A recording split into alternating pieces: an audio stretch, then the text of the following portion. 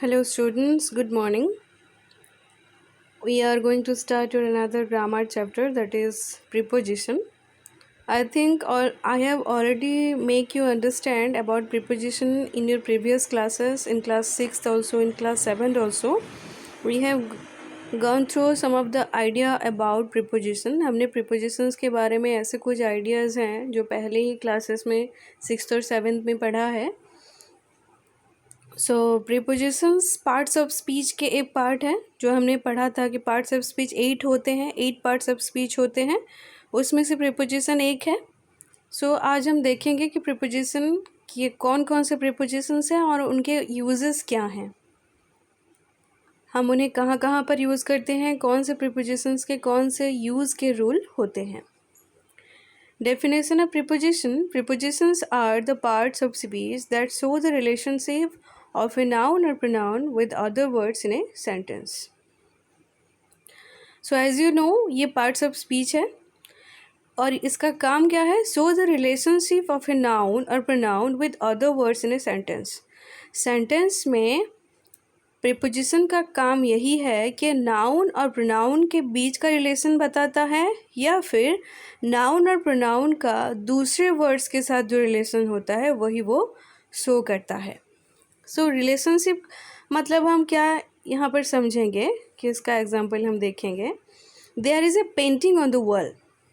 यहाँ पर एक एग्जांपल लिया गया है, पेंटिंग ऑन द वॉल. यहाँ पर प्रीपोजिशन क्या है? प्रीपोजिशन है ऑन. सो यहाँ पर जो नाउन है, प्रोनाउन है, वो कौन से हैं? पेंटिंग और वॉल, ये दो नाउन्स हैं यहाँ पर. सो इनके बीच का जो पोजीशन का रिलेशन है कि पेंटिंग कहाँ पर है, वॉल के ऊपर है. हम इस वर्ड ऑन की वजह से हम जान पा रहे हैं कि पेंटिंग कहाँ पर है. Shilpa is very smart at her work.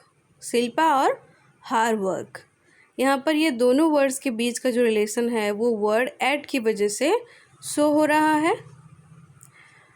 Shilpa किस में स्मार्ट है? उसके काम में स्मार्ट है. गीता लिव्स इन न्यूजीलैंड, ये एम हो गया है स्टूडेंट्स, ये इन होगा. इन है यहाँ पर प्रीपोजिशन. सो गीता और न्यूजीलैंड के बीच का जो रिलेशन है वो इन की वजह से शो हो रहा है, दिखाई पड़ रहा है.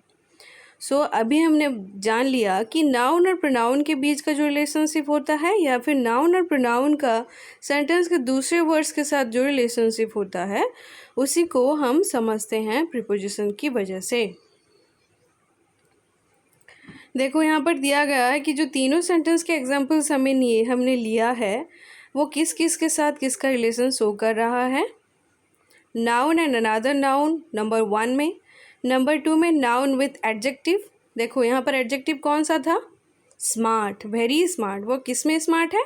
अपने काम में स्मार्ट है. और तीसरा जो था वो किसका रिलेशनशिप को शो कर रहा था? Noun with verb. वर्ब कौन सा था? लिव्स. वो कहाँ रहता है? न्यूजीलैंड में रहती है. ओके, ये थे आपको प्रीपोजिशन की समझने में, उसकी डेफिनेशन समझने में आपकी ज़रूरत पड़ी. क्लासिफिकेशन ऑफ प्रीपोजिशंस अभी देखेंगे. प्रीपोजिशंस को हमने कितने भाग में डिवाइड किया है? 3 मेन कैटेगरीज हैं उसके 3 मेन कैटेगरीज हैं. पहला है simple prepositions. Simple prepositions are the basic और fundamental words which are not formed from any other words and which are used to denote place, time etcetera of the actions. So simple preposition जो first category का preposition है वो क्या है कि जो word कैसे फॉर्म किए जाते हैं, कैसे बनाए जाते हैं? Not form from any other words, किसी भी वर्ड से वो बनाए नहीं जाते. और जो वर्ड्स की प्लेस, टाइम को समझाने के लिए, डिनोट मतलब उसको समझाने के लिए यूज़ किए जाते हैं. वो किसी भी वर्ड्स के हेल्प से बनाए नहीं जाते, वो उनके बेसिक फॉर्म्स में ही होते हैं. जैसे कि हम एग्जांपल देखेंगे. At, from, of, out, to, with, by, in, of, over, of, under, for, into, on, till, upon, down, ये सारे क्या हैं? ये सारे सिंपल प्रीपोजिशंस जो कि फर्स्ट कैटेगरी के प्रीपोजिशंस हैं. दूसरा है कंपाउंड प्रीपोजिशन. दूसरा कैटेगरी है these are generally formed by adding prefixes such as a which means not, b which means by to simple prepositions. ये कैसे बनाए जाते हैं? प्रीफिक्सेस ऐड किए जाते हैं. प्रीफिक्सेस हमने पहले भी पढ़ा है कि प्रीफिक्सेस क्या होते हैं. प्रीफिक्सेस होते हैं कि जो वर्ड्स के पहले हम जो वर्ड्स ऐड करते हैं उसको प्रीफिक्स बोला जाता है. जैसे कि फॉर एग्जांपल हम ले सकते हैं नेचुरल और उसका प्रीफिक्स है अननेचुरल. UN अन है प्रीफिक्स क्योंकि वर्ड के पहले उसको ऐड किया जाता है. अननेचुरल ये है प्रीफिक्स ऐड किया गया वर्ड. सो कंपाउंड प्रीपोजिशंस कैसे बनाया जाता है कि उसके पहले हम ए ऐड करते हैं, प्रीफिक्स ए ऐड करते हैं और उसके बाद बी भी यूज़ किया जाता है सिंपल प्रीपोजिशंस में. B which means by two simple prepositions. देखो ये लगाया गया है बी भी लगाया गया है, ए लगाया गया है. देखो above, along, after, about, among, around, across, against, ये ए ऐड किया गया है, ए प्रीफिक्स ऐड किया गया है.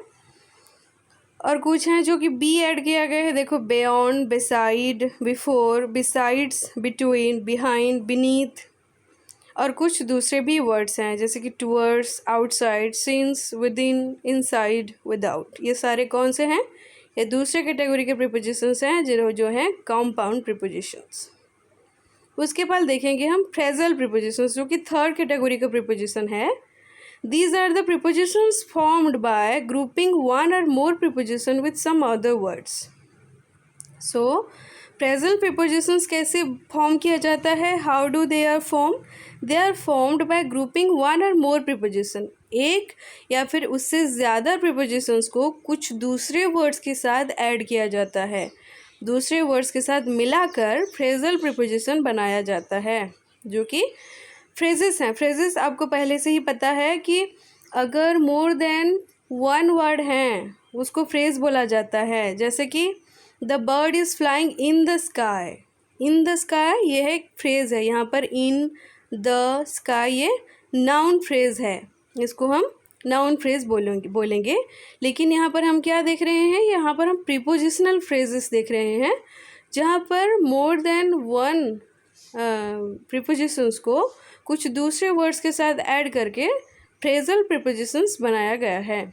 जैसे कि according to, with the help of, because of, in respect of, in addition to, ये सारे प्रीपोजिशंस हैं. In course of, in accordings with, in order to, in place of, for the sake of, in favour of, ये बहुत सारे ऐसे phrasal prepositions हैं.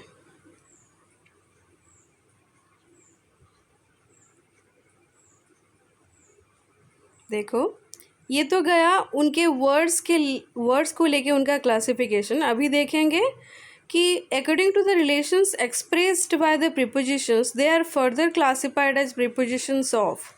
उनको उन प्रीपोजिशंस को यूज़ करने के बाद सेंटेंस में जो रिलेशनशिप शो होते हैं, the relationship those are showed by the prepositions in a sentence and according to that prepositions are also classified. उसी पॉइंट ऑफ व्यू से भी प्रीपोजिशंस को क्लासिफाइड किए गए हैं. जैसे कि पहला है prepositions of time. They are used with the words expressing time to denote when an action took place. So what are the prepositions of time? Those are the words that expresses time to denote when an action took place. वो क्या express करते हैं कि किस time पे एक काम हुआ था. हम देखेंगे कि किस टाइम पे वो काम हुआ था, उसे प्रीपोजिशंस से हमें पता चलेगा. जैसे कि पहला है इन.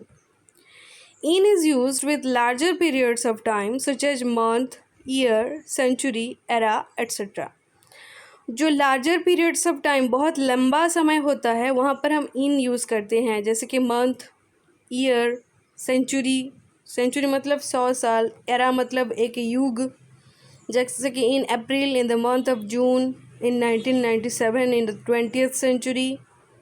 इट इज़ विथ सीजन्स के साथ भी हम इन यूज़ करते हैं. जैसे कि in summer, in winter, it is also use with the parts of day. Parts of day जैसे कि in the morning, in the afternoon, जो दिन होते हैं उनको डिवाइड किए गए हैं डिफरेंट पार्ट्स में, उसको पार्ट्स ऑफ द डे बोलते हैं, जैसे कि मॉर्निंग, आफ्टरनून, वहाँ पर भी हम इन यूज़ करते हैं। देखो यहाँ पर एक्सेप्शन है, एक्सेप्शन मतलब छोड़ा जाता है, कहाँ पर यूज़ नहीं होता, इन नाइट नहीं होगा, डॉन नहीं होगा, डस्क नहीं होगा, यहाँ पर क्या होगा, एट यूज़ होगा। डस्क मतलब ଓଡ଼ିଆରେ ଯଦି କହିବା ଗୋଧୂଳି, ଯେତେବେଳେ ଗାଈ ଗୋରୁ ସବୁ ଚରିକି ଆସୁଥାନ୍ତି ସେଇ ଟାଇମ୍କୁ ଡସ୍କ ବୋଲି କୁହାଯାଏ। ଡନ୍ ମାନେ ପ୍ରଭାତ, ଯେତେବେଳେ ସୂର୍ଯ୍ୟୋଦୟ ହେଉଥାଏ, ଆଉ ନାଇଟ୍, ଏଇ ତିନିଟା ୱାର୍ଡ଼ରେ ଆମେ ଏଟ୍ ୟୁଜ୍ କରିବା, इन यूज़ ହେବ ନାହିଁ। Then on, on it is used with days, जो दिन होते हैं वहाँ पर ऑन यूज़ करते हैं, जैसे कि on Monday, on Friday. Dates, dates पर भी on 1 March. Days followed by parts of days, पहले तो दिन का नाम होगा, उसके बाद पार्ट्स ऑफ डेज, जैसे कि मंडे एक दिन का नाम है और पार्ट्स ऑफ डे मतलब दिन का एक भाग है, जो कि मॉर्निंग, ऑन मंडे मॉर्निंग, वहाँ पर ऑन यूज़ होगा, at. It is used with point of time, point मतलब कोई पर्टिकुलर टाइम को अगर इंडिकेट करना हो, कोई निर्दिष्ट टाइम को बुलाना, समझाना हो, एक पर्टिकुलर, एक श्योर हैं आप किसी टाइम को लेकर, तो वहाँ पर आपको एट यूज़ करना है। जैसे कि eight 6 PM, at 9 o'clock, at 7:30. So these are prepositions of time.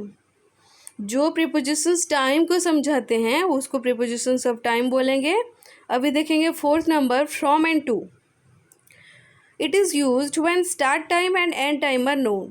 जब starting और ending time किसी भी काम का आपको पता हो तो वहाँ पर हम from और to ऐड करेंगे, जैसे कि the guest lecture is from 2 PM to 3 PM. Lecture होने वाला है। Ritu organize the cultural events in the college from her 2nd year to the final year. Then अब वही नोट देखना है अब हमको। No preposition is used when the nouns of time are preceded by last, next और this. देखो आपको वहाँ पर प्रीपोजिशन यूज़ नहीं करना है अगर वहाँ पर लास्ट, नेक्स्ट और दिस यूज़ किया गया है। सेंटेंस में अगर लास्ट, नेक्स्ट और दिस यूज़ किया गया है, आपको वहाँ पर प्रीपोजिशंस यूज़ नहीं करना है। ओके स्टूडेंट, इस वीडियो में आप इतना ही देखेंगे। We will continue from since in the next video. Thank you.